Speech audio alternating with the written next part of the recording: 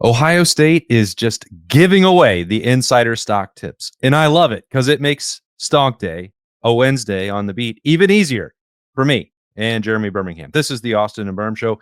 Welcome, and thank you for spending some time with us. We got three more Birm dudes of the week to talk about, and it makes it so easy to invest in their future. Yeah, and it's just great when one of them is so willing to accept the nickname Texas Tornado as I've given Peyton Pierce, because Peyton Pierce is exactly the guy you want to be one of the dudes of the week. And if you were, and this is not to cast aspersions on any other player on the 100-plus man roster at Ohio State football, if you lined him up and you said, hey, who's a dude here? Mm-hmm. I bet you Peyton Pierce gets as many that's a dude like point outs as anybody on the roster. I think that it's weird because he's not like 6'4" or 260 pounds. Doesn't look like he was dropped off in a spaceship. He that he's actually like, when you watch him in a game, in a practice, that's when he flashes. He isn't a dude off the bus necessarily. And I say that with full appreciation and respect for who Peyton Pierce is, what he's about, what he does, like 100%. But that's not the same conversation about him as it is Arvell Reese or Sonny Styles, just for his position group.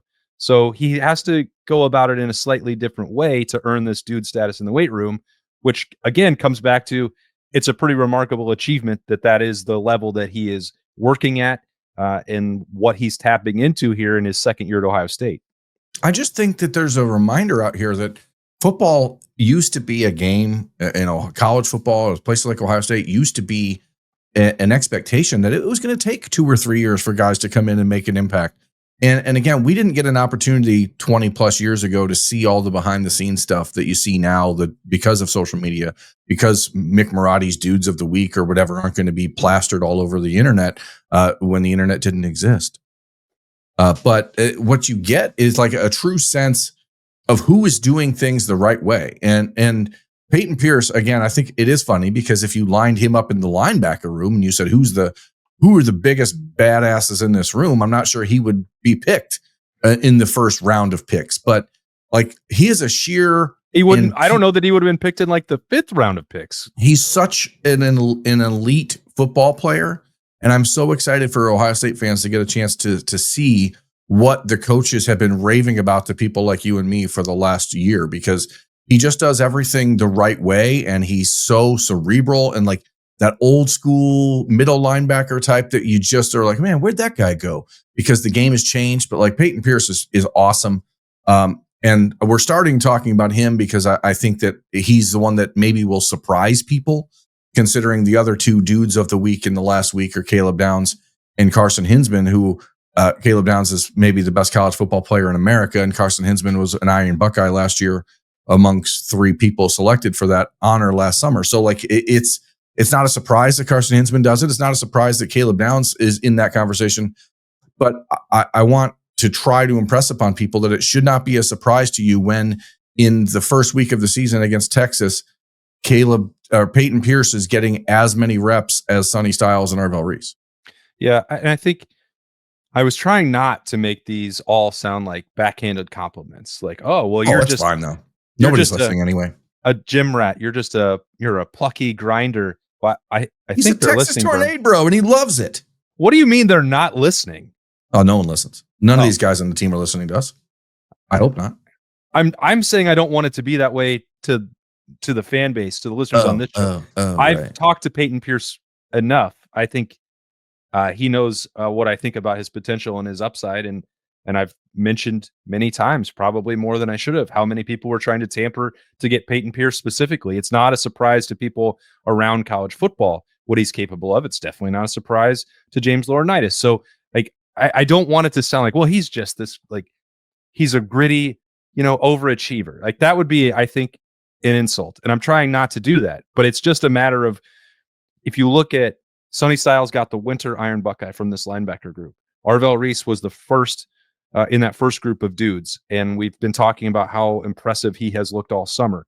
Garrett Stover got a Dude of the Week honor last week.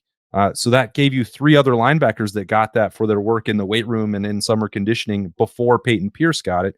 We'd still been talking about how great his spring was and how highly likely it seems to be that Ohio State will consider more traditional 3-man linebacker groups or use Arvell Reese and Sonny Styles in slightly different ways because of the rise of Peyton Pierce. So some of this stuff is not new, but I think it's still, when these guys get these honors, and I feel like it's worth calling out. And I'm glad that Ohio State is making them more public this year than they have in the past. Like they've gone the other way with champion grades, and they've released the offensive and defensive players of the game, although still on Sundays the last couple of years. But we used to know who all the champions were, and that gave you some great insight. And I think a better appreciation for, oh, this guy may have done some things that I didn't notice or that didn't show up in the box score. And aside from what you're talking about with just having some dates in June to be around the Woody, talk to these guys, to see with our own 2 sets of eyes what that work is actually looking like, then to have that publicly called out and have the accountability from Mickey Marotti and that entire staff is another level of, all right, these are the people that you really have to be paying attention to. And there haven't been a lot of surprises. At least Peyton Pierce is not to me. Garrett Stover may have been, because I'm not talking about him being a 3rd linebacker for Ohio State. Yeah. Although the special teams component, we maybe didn't get into that as much as we could have a week ago. But like Peyton Pierce, it's going to happen. And this is another signal that it is.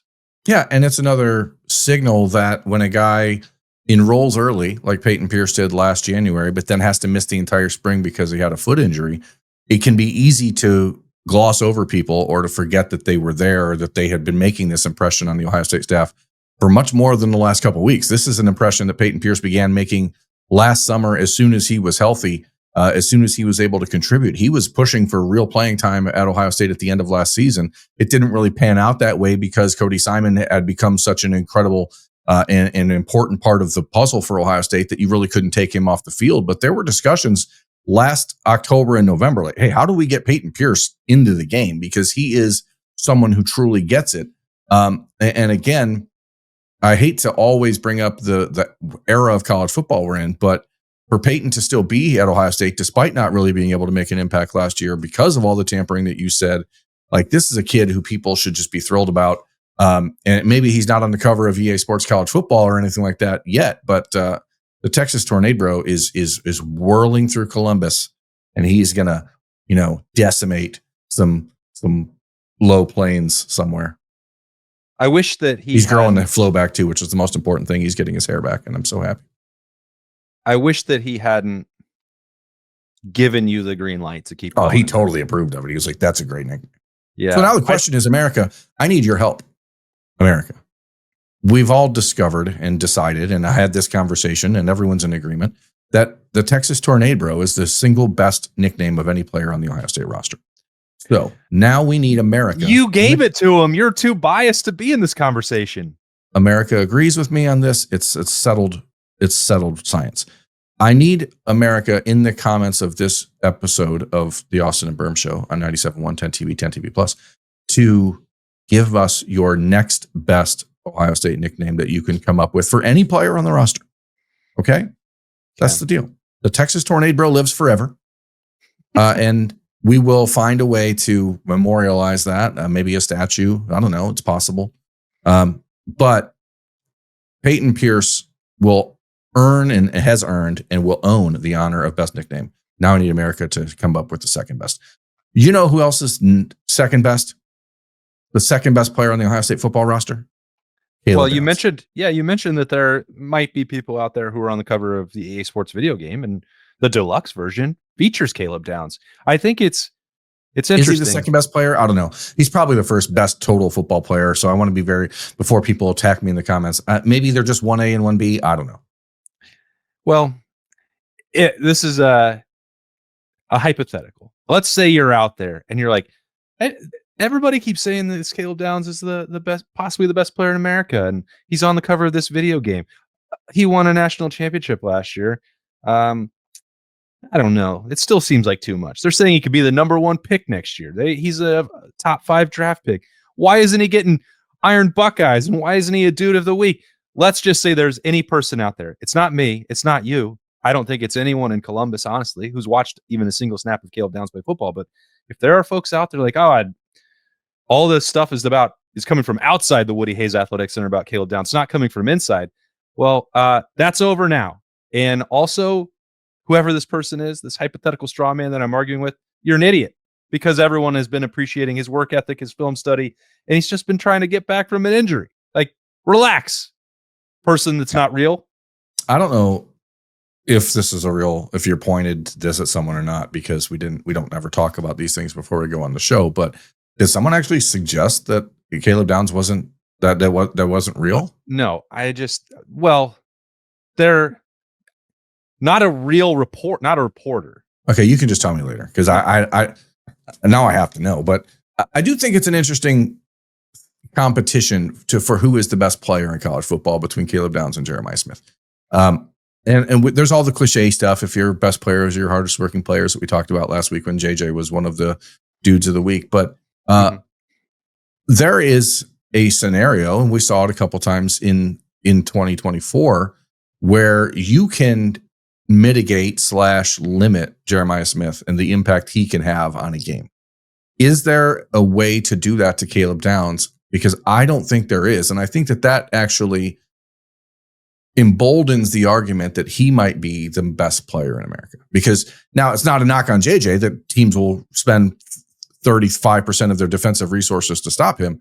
But like, you can slow him down. Can you actually do something that makes Caleb Downs irrelevant in a game? No, because he can show up like pretty much anywhere. And he's here, he's there, he's every bleep and where. He's everywhere. And we did see that as the national championship run continued and Ohio State got more confident, and McInerney and Tim Walton started moving the pieces around in the secondary, where it's like, okay, Jordan Hancock can take on some of these same responsibilities as Lathan Ransom, as Caleb Downs, and they became more interchangeable.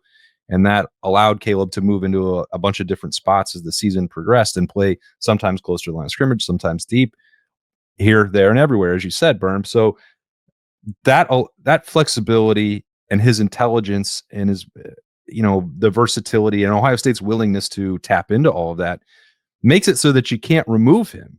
He's not a corner where if you just think that you can't throw on Travis Hunter, well, then you throw on the other side where the guy is clearly not going to be as good, or whoever your favorite NFL cornerback is. If you just take it away and it's like, well, we're not going to throw on him.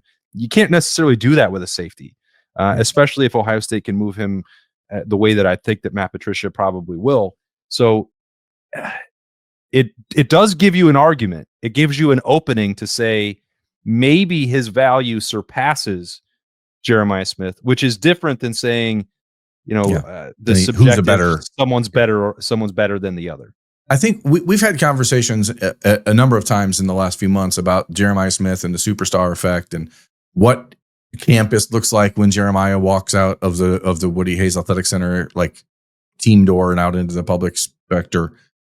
I haven't really seen that a lot with Caleb Downs. And I don't know if it's because he's out there at the same time JJ is, and JJ is like a world superstar at this point. But last Thursday at Ohio State 7-on-7 camp, it was the first time I've really seen the reaction to Caleb Downs that felt like a similar aha to what Jeremiah Smith gets on a daily basis.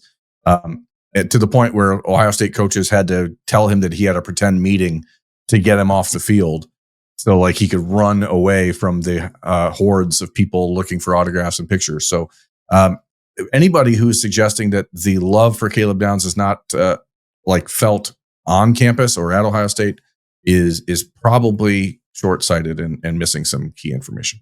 Yeah.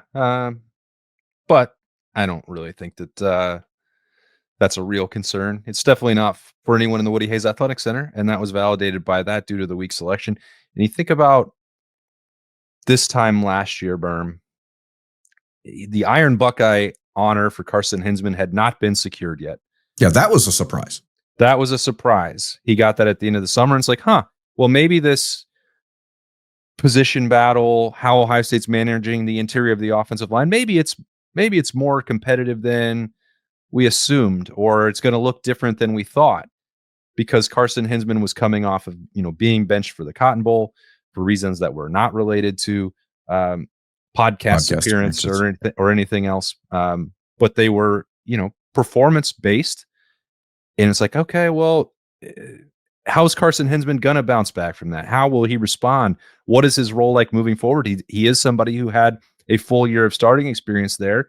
Like, what does the next chapter look like now that Seth McLaughlin is here and we assume is going to start at center, which he did? And it's like, okay, maybe Carson Hinsman could force Seth McLaughlin to move. We started having those conversations in July. Now, that did not transpire because A, Seth McLaughlin's really good, and then B, Carson Hinsman, on the heels of a fantastic summer, got hand, foot, and mouth and was sick, and then didn't maybe fully recover physically until, whoops, here you go in the middle of the year. You need to go out there. And I think it's something that we haven't really talked about was what currency these dudes of the week in Iron Buckeye status may have in the locker room. Yeah. Once Carson Hinsman went back out there, there was nobody on the rest of that Ohio State offensive line. I was like, I don't know.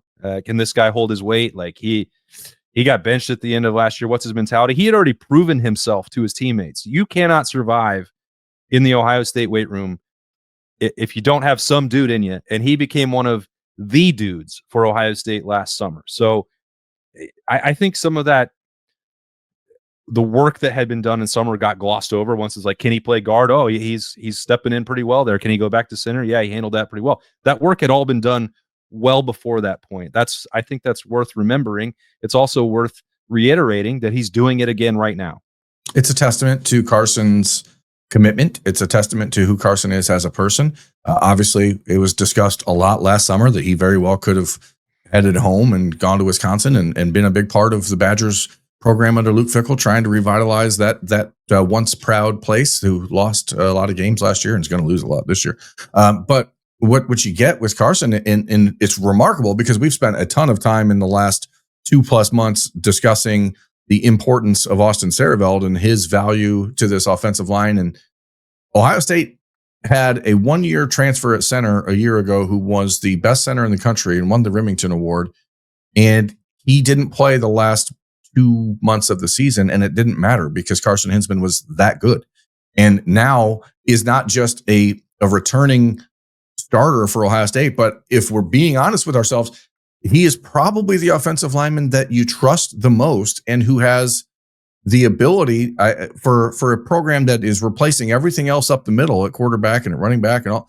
Like Carson Hinsman's return and his ascension to being the true apex of not just the offensive line, but one of the apex members of the entire offense is vital for Ohio State. Like he is so important because Julian Sain or Tavian St. Clair or Lincoln Keenholz or Austin Ward or Eli Brickhandler or whoever the quarterback's going to be has never played. And so to have a true leader at center is so important for Ohio State. And Carson Hinsman will never get talked about a lot. The offensive line, we know the way it goes. Generally, offensive linemen don't get discussed unless they're doing something wrong.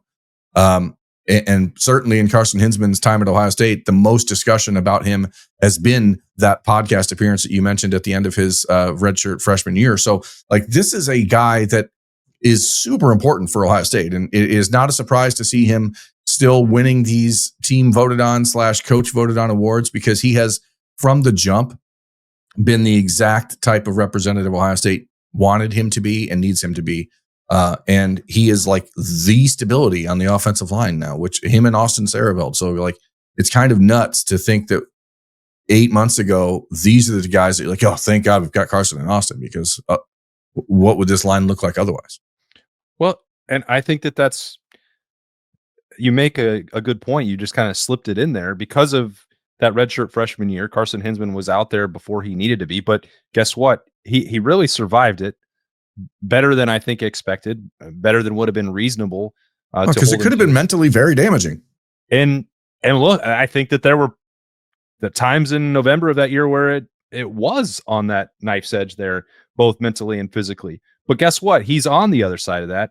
And now those reps are all banked. That's a full year of experience. It's not like he came off the bench last year and like, okay, well, he's started 7 games. Like, it's not even a full year starter. Does this really count? It's somebody who's started basically 2 full seasons at center for Ohio State.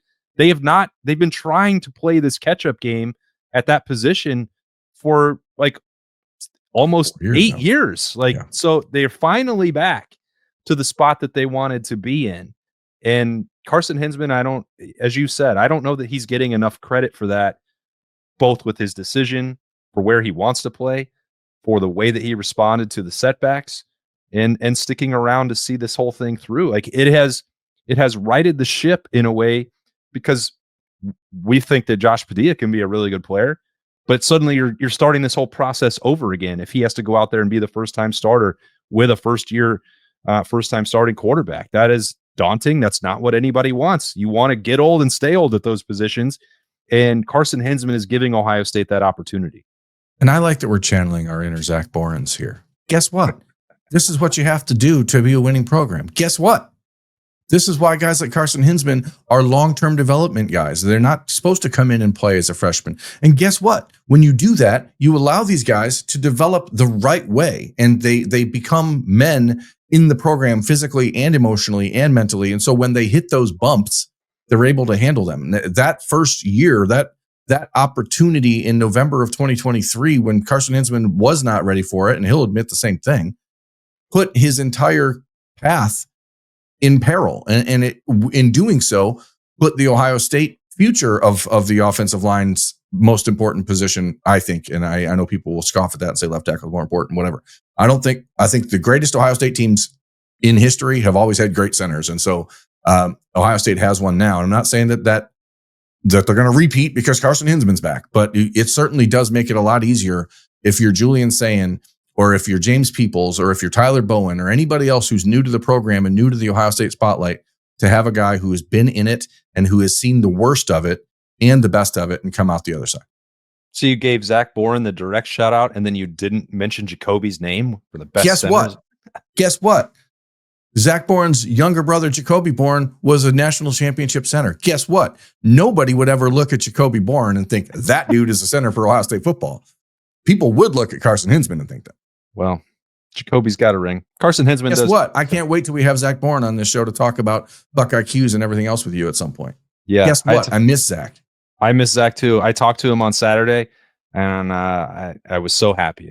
We got to get this thing rolling back in to get you on some shows now that we're on the beat here with 97.1 The Fan, 10 TV, and 10 TV Plus, and of course on YouTube and all podcast platforms, however you get them, wherever you listened today or watched or both. Thank you for doing so. We really appreciate it. This has been a Wednesday Stock Watch on the beat, and he's Birm and I'm Austin. And I don't know what we're going to talk about on Thursday, but I bet it. Give us some ideas, people. I bet the number is 3. Yeah. Aside from, that's a great idea. Aside from coming up with a second best nickname for the Ohio State football roster, I want topics for 3 Thoughts Thursday that are segmented into thirds that we can break down. Maybe you have 3 entirely separate topics. That's okay. Maybe it's one topic broken into thirds. We can figure that out as well. But this is where, and we talked about this last week, we need you, America. We need you to tell us what to talk about, because we've got about 4 weeks to get to the opening of Big Ten Media Days. And at that point, we'll have all of the delicious toppings in the world to discuss. But until then, we are scraping by, buddy. Goodbye. Have a great day. There's only so many times they're going to pick dudes of the week for us to break down. But thanks to Ohio State for doing that. And thanks to you all for joining us for the beat. He's Birm. I'm Austin. We'll talk to you on Thursday.